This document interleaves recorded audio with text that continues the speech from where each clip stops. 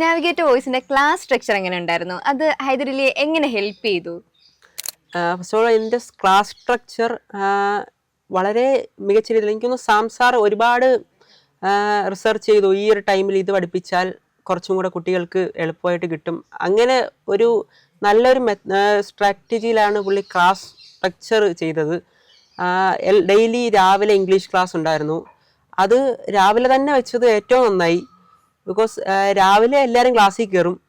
അപ്പം നമുക്ക് ആ ഫ്രഷോടെ ഇംഗ്ലീഷ് പഠിക്കാൻ ഒരു ഇഷ്ടവും എല്ലാം ഫീൽ ചെയ്തിരുന്നു.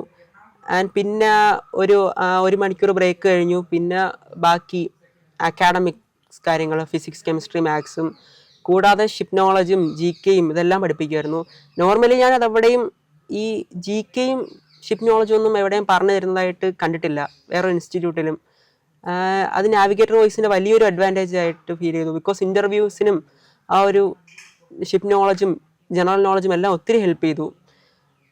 അതുകൊണ്ട് ഏറ്റവും നല്ല രീതിയിൽ തന്നെയാണ് നാവിഗേറ്റർ വോയിസിൻ്റെ ഒരു ക്ലാസ് സ്ട്രക്ചർ അവർ മെയിൻറ്റെയിൻ ചെയ്തു പോകുന്നത്.